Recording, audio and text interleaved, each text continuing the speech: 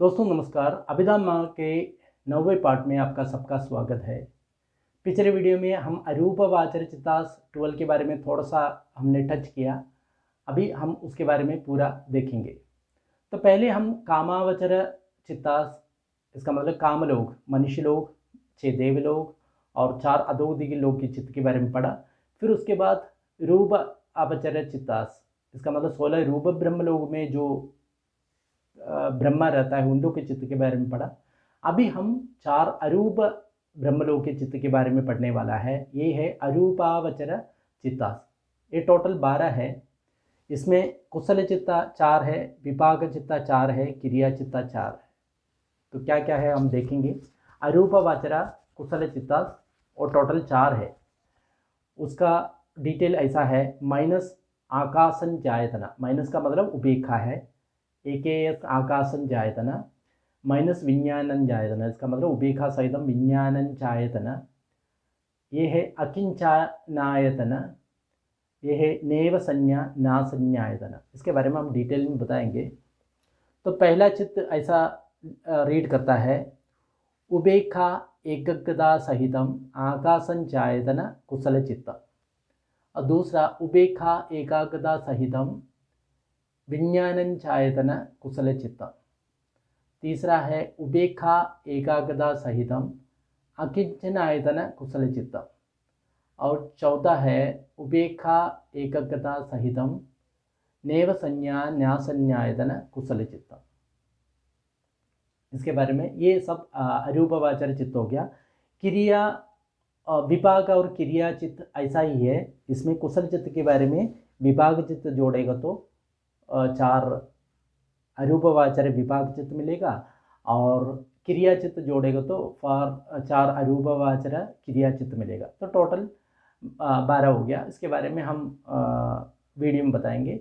अगला है लोकोत्तर चित्त या सुप्रामंडन कॉन्शियसनेस बोलता है। इसका मतलब अभी तक हमने जो कुछ पढ़ा, कामावचर, रूपावचर, अरूपावचर, ये सब लोग ही है। इसका मतलब यहाँ पे जीवन है, लेकिन इसके आगे एक और चित्त है, उसको है लोकोत्तर चित्त। इसका मतलब शरीर और मन की जो परे की अवस्था, सारे लोगों के परे की अवस्था, उसको बोलता है लोकोत्तर। लोगों के परे की अवस्था ये है निर्वाण, ये अवस्था है। तो ये 2 प्रकार से हम अचीव कर सकता है। एक तो विपश्यना के जरिए हम इस निब्बाण का अचीव कर सकता है। तो ऐसा करेंगे तो ये लोकोत्तर चित्त 8 प्रकार की होता है। अगर मान लो विपश्यना समता प्रैक्टिस करके, या हम समता का अभ्यास करके हम अगर मान लो ध्यान करता है, फिर हम ये लोकोत्तर चित्त एक्सपीरियंस करता है, ये 40 होता है। तो टोटल लोकोत्तर चित्त होता है 8 या 40।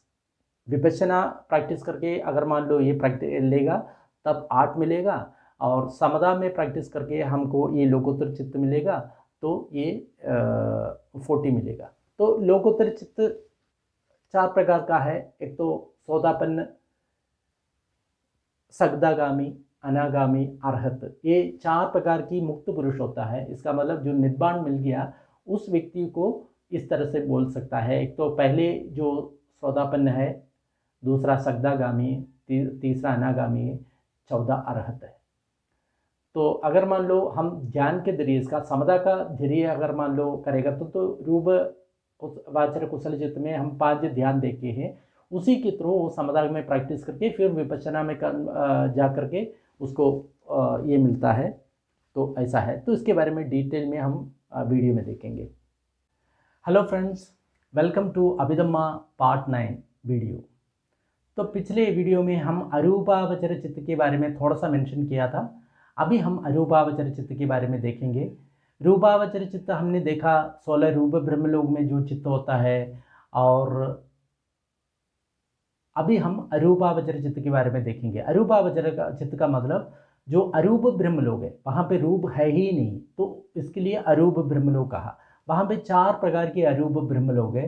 तो उन लोग कौन सा चित्त एक्सपीरियंस करता है? नहीं तो हम ध्यान करके अगर मान लो अरूपावचर चित्त हम भी एक्सपीरियंस करता है, अगर मान लो हम ध्यान करेंगे तो ये किस प्रकार का है, क्या है इसका, इसके बारे में हम देखेंगे। अरूपावचर चित्त टोटल 12 है। वो 3 भाग में विभाग किया गया है, कुशल, विपाक, क्रिया। कुशला में भी 4 है, विपाक में भी 4 है, क्रिया में भी 4 है।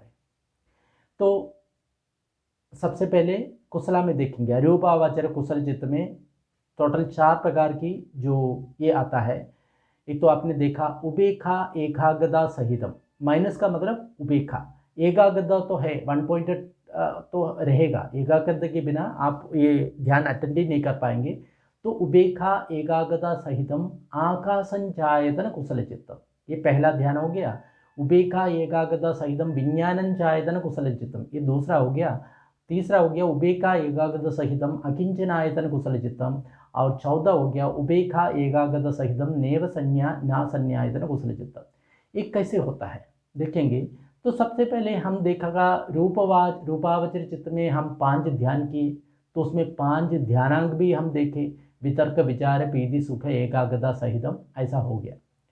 तो उसके बाद इसका मतलब जो 5वें रूप ध्यान हमने कर दिए, एक्चुअली 4 ही है, 5वां रूप ध्यान अरूपवाचर में आता है क्योंकि उसमें सिर्फ एकाग्रता है।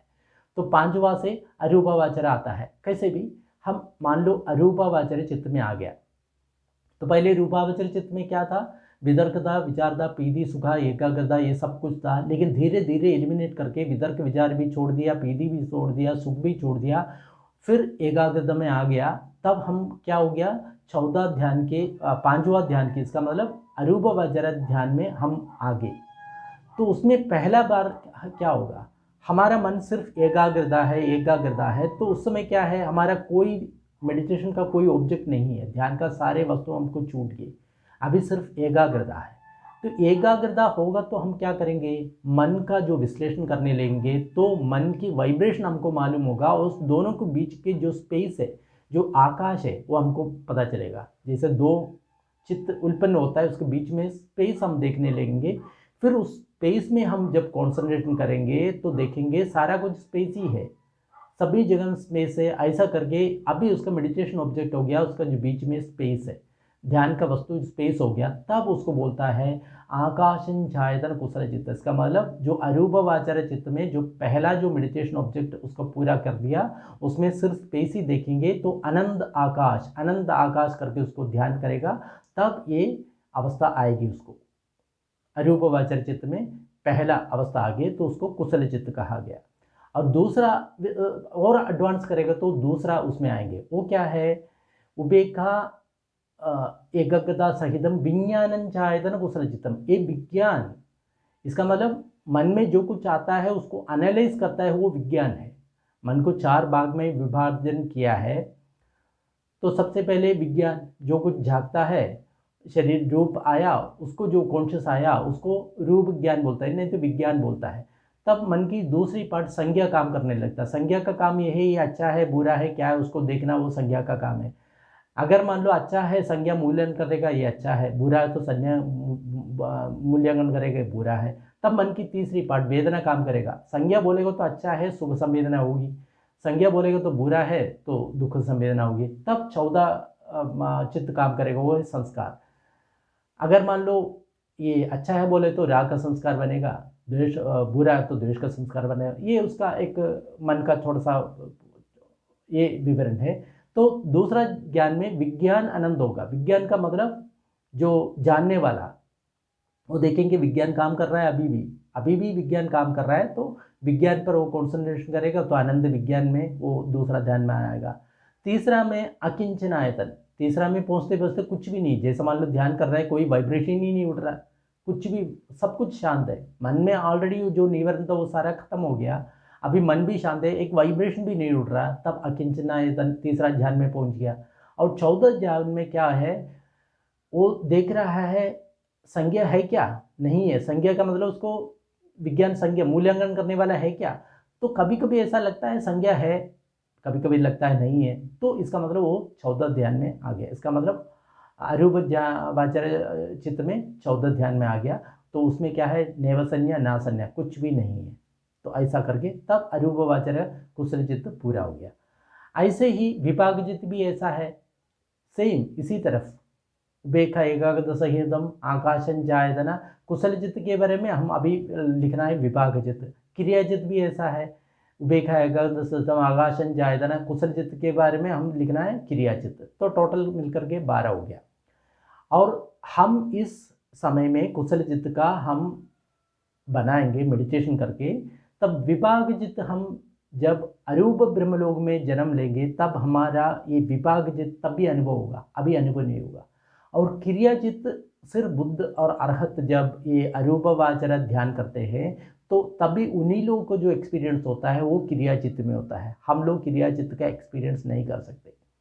तो ये है अरूपवाचर चित्त के बारे में। टोटल 12 अरूपवाचर चित्त है, तो उसके बारे में हमने बता दिया। तो अरूपवाचर चित्त कुशल भी होता है, विभाग भी होता है, क्रिया भी होता है, सब एक ही प्रकार का है, सिर्फ नाम बदलना है। तो टोटल 12 अरूपवाचर चित्त खत्म हो गया। अभी हम जा रहा है अगले लास्ट चित्त में, वो है लोकोत्तर चित्त। पहले हमने कामवाचर देखा, फिर रूपवाचर चेता, अभी अरूपवाचर भी खत्म हो गया। अभी क्या है लोकोत्तर, ये सारा लोग है, कामलोक रूप अरूप ये सारा लोग है, इसका मतलब यहाँ पे जीवन है। अरूप ये लोकोत्तर में क्या है, शरीर और मन की परे की अवस्था है, उसको बोलता है निर्वाण, मुक्ति, मोक्ष, आत्म साक्षात्कार, स्वय दर्शन, सत्य दर्शन, जो भी नाम यूज करते हैं, ये इसका चित्त है, लोकोत्तर चित्त है। ये भी एक प्रकार की चित्त है, लेकिन वहाँ पे क्या है, निब्बाण एक्सपीरियंस करता है। ये रास्ता निब्बाण एक्सपीरियंस करने की दो तरीके रास्ता होता है। एक तो विपश्यना यानिका, इसका मतलब विपश्यना करते करते निर्वाण का साक्षात करेंगे। और दूसरा है समता यानिका, समता का मतलब मन में हम समाधि का अभ्यास करके हम ये मुक्ति या निब्बाण हम हासिल कर सकता है, उसको समता यानिका कह सकता है।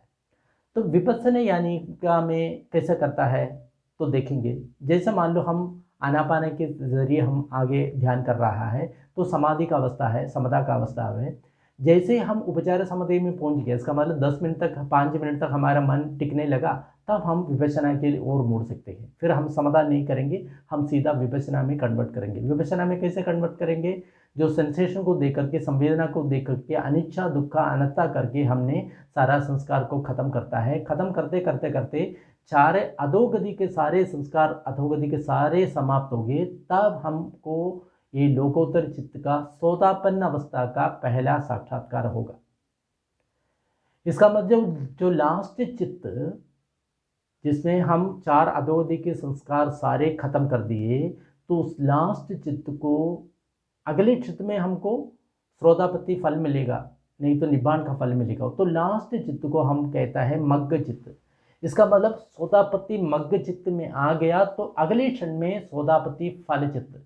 मग्ग चित्त का मतलब वो क्या है, पात में है, मार्ग में है, तो मार्ग का लास्ट क्षण, उसी को सोतापत्ति मग्ग चित्त कहता है। और फल चित्त हो गया तो हम उसमें डुबकी लगाए, तो 2 प्रकार के चित्त होंगे, एक तो सोतापत्ति मग्ग चित्त और सोतापत्ति फल चित्त, 2 होंगे। ऐसे ही सगदागामी अगले स्टेज में सगदागामी मग्ग चित्त, सगदागामी फल चित्त, अगला अनागामी मग्ग चित्त, अनागामी फल चित्त, और अरहत फल चित्त, अरहत मग्ग चित्त, अरहत फल चित्त। अभी सोतापत्ति होगा तो क्या होगा, सोतापत्ति हो गया तो उसको 4 अधोगति के संस्कार सारा मिट गए, फिर उसको 7 जन्म फिर उसको और रहेगा, 7 जन्म के अंदर वो अरहत होगा ही। ये है सोतापत्ति। और सोतापत्ति हो गया तो उसको 3 क्या लक्षण है, उसको 3 उसको जो 3 उसका अकुशल धर्म है वो पूरा नष्ट होगा। वो क्या क्या है, एक तो है सबसे पहले शीलबद्ध परामर्श, वो कभी भी शील और व्रत ये करके मुक्ति मिलेगा ऐसा करके उसको जो सोचे वो सारा खत्म हो गया, अभी शील व्रत में वो विश्वास नहीं करेगा। शीलबद्ध परामर्श। फिर दूसरा है सक्काय दृष्टि, उसको ये होश नहीं होगा मैं शरीर हूँ, मैं मन हूँ, ऐसा करके उसकी आइडेंटिटी वो खत्म हो जाएगा, तो सक्काय दृष्टि भी उसका खत्म हो गया। तीसरा उसका गुण ये आएगा विचिकित्सा, उसको संदेह नहीं रहेगा क्योंकि सारा कुछ देख लिया, तो श्रोतापन्न हो गया। तो फिर लास्ट में 7 जन्म लेकर के अरहंत होकर है। फिर अगर वो और एडवांस हो गया, सगदागामी हो गया, सगदागामी हो तो उसको दूसरा 2 अवगुण उसका कम हो जाएगा। एक तो है कामराग, उसके अंदर जो राग ज़्यादा उत्पन्न नहीं होता, और दूसरा है व्यापाद, वो भी क्षीण हो जाएगा, उसका पूरा मिटेगा नहीं। फिर अगर मान लो आप सगदागामी हो गए हो तो फिर एक और बार इस देवलोक में या मनुष्य लोक में जन्मेगा, फिर विपश्यना करते करते अरहत होगा, पूरा संसार से मुक्ति होगा, फिर उसको जन्म नहीं, उस अवस्था तक पहुंच जाएंगे। अनागामी हो गया तो आप इस लोक में कभी नहीं आएंगे। आप सिर्फ रूप ब्रह्म लोक में जन्म लेंगे, वहाँ से विपश्यना करते करते आप अर्हत हो जाएंगे। अनागामी होगा तो आपका जो दूसरा 2 अवगुण है वो पूरा नष्ट हो जाएगा। वो है व्यापाद, आपका द्वेष पूरा नष्ट हो जाएगा, काम राग, उसके जो राग है वो भी पूरी तरह नष्ट हो जाएगा, तब अनागामी होगा। अगर लास्ट जो फल है लोकोत्तर चित्त है, इसका मतलब अर्हत का जो मिलेगा, तब क्या होगा, उसको जो पहले जो 5 जो उसका जो दोष है सारा खत्म हो गया, और अगला जो 5 है वो भी खत्म हो जाएगा। वो कौन सा है, काम राग। उसको एक काम लोक में आने के उसका कोई सॉरी रूप राग, इसका मतलब उसको रूप ब्रह्म लोक में जन्म का कोई इच्छा नहीं। अरूप राग, अरूप ब्रह्म लोक में जन्म का उसका कोई इच्छा सारा खत्म हो जाएगा। और उद्दच्च कुकुच्च, उसको कभी रेस्टलेसनेस नहीं होगा। और उसका एक और है अविद्या, उसका बिल्कुल नष्ट हो जाएगा, हमेशा विद्या में रहेगा। और 5वां है माना या अभिमान, उसको बिल्कुल नहीं होगा। तो दसों नष्ट हो गया, तब अर्हत हो गया। तो विपश्यना में जाएगा तो आपको 8 प्रकार की ये लोकोत्तर चित्त का एक्सपीरियंस होगा। सौदापत्ति मग्ग चित्त 1, सौदापत्ति फल चित्त 2, ऐसा करके सगदागामी मग्ग, सगदागामी फल, अनागामी मग्ग, अनागामी फल, अर्हत मग्ग, अर्हत फल, ऐसा करके टोटल 8 लोकोत्तर चित्त आप विपश्यना यानिका में जाएगा तो आपको मिलेगा। अगर मान लो समदा यानिका में मिले जाएगा तो आपको 40 मिलेगा। वो कैसा है, तो वो सबसे पहले हम रूप ब्रह्मलोक में प्रथम ध्यान में हम 5 ध्यानांग देखा, वितर्क विचार पीति सुख एकाग्रता, तो हम प्रथम ध्यान में पहुंच गए। प्रथम ध्यान में पहुंचने के बाद फिर हम विपश्यना के लिए स्विच ओवर कर रहा है, समदा से विपश्यना के लिए स्विच ओवर कर रहा है। फिर अनिच्छा दुख अनता करके जो एकाग्रता आ गया, उसके बाद हम वो सारा ये 5 ध्यानांग है, वितर्क विचार पीति सुख एकाग्रता है, फिर उसके बाद हम विपश्यना में स्विच ओवर कर रहा है। तो अगर मान लो प्रथम ध्यान में, इसका मतलब वितर्क विचार पीति सुख एकाग्रता वो प्रथम ध्यान होने के बाद विपश्यना करके वो करेगा, तो प्रथम ध्यान की वो सौदापति मग्ग हो गया, फल हो गया। ऐसे दूसरा ध्यान में मान लो वो व्यक्ति प्रथम ध्यान में नहीं किया, दूसरा ध्यान में विचार पीति सुख एकाग्रता सहितम, ऐसा दूसरा ध्यान में पहुंच गया। उसके बाद समदा से छोड़कर विपश्यना में चला गया, विपश्यना को करके फिर मुक्ति हो गया, तो दूसरा ध्यान में उसका सौदापति और सौदापति मग्ग और फल मिलेगा। ऐसे 5 ध्यान में आप सौदापति मग्ग और सौदापति फल, तो 5 ध्यान में कितना हो गया, 10 सौदापति, 5 सौदापति मग्ग, 5 सौदापति फल, तो टोटल 10 हो गए। फिर इसी में भी आप सगदागामी का भी कर सकता है। जैसा मान लो आप पहले ध्यान में पहुंच गए, तो आप ऑलरेडी ए है, श्रोतापन्न है, तो फिर आप ध्यान किए तो अनागामी पहुंच गए, तो फिर उसी का भी 5, ऐसे सगदागामी का भी 5, अनागामी का 5, अर्हत भी आप इसी द्वार आप जा सकता है। तो टोटल 5 × 4 हो गया, तो 20 ये मग्ग चित्त हो गया। ऐसे ही 20 फल चित्त है, तो समदा में जाएगा तो टोटल 40 ये लोकोत्तर चित्त आपको मिलेगा। इसका मतलब समदा ध्यान करने के बाद आप विपश्यना में मोड़ रहा है, तो 5 समदा ध्यान में तो आपको विपश्यना मोड़ रहा है, तो टोटल 40 हो गया। तो टोटल चित्त कैसे है हम देखेंगे। जैसे कामावचर चित्त हमने देखा 54, और महगध चित्त 15 रूपवाचर चित्त और 12 अरूपवाचर चित्त, दोनों मिलकर के कितना हो गया 27। तो टोटल लोकीय चित्त हो गया 81, और विपश्यना यानिका करेगा तो 8 लोकोत्तर चित्त है, तो 81 + 8 हो गया 89। तो 89 चित्त है अगर मान लो आप विपश्यना यानिका में जाएगा तो। लेकिन आप समता यानी में जा रहा है तो कामवाचर चित्त 54, महगध चित्त 15 रूपवाचर है और 12 अरूपवाचर को टोटल मिलकर के महगध चित्त कहता है, और टोटल 27 है, तो टोटल 81 हो गया, प्लस 40 ये वाला लोकोत्तर चित्त समदा यानिका में, तो 81 + 80 हो गया 121। तो टोटल 121 चित्त है अगर मान लो समदा यानिका फॉलो कर रहा है, विपश्यना यानिका फॉलो कर रहा है, टोटल 89 चित्त का आप एक्सपीरियंस कर सकता है। तो तो दोस्तों हमने चित्त के बारे में अभी पूरा का पूरा स्टडी किया, कितना कितना चित्त है, कहाँ कहाँ क्या क्या चित्त है, सारा कुछ हमने स्टडी किया। अभी हम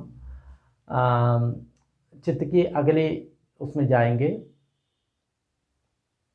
अगले वीडियो में जाएंगे। तो अगले वीडियो में चेतसिका के बारे में हम जो क्या क्या है उसको बताएंगे। तब तक के लिए हर किसी के नमस्कार।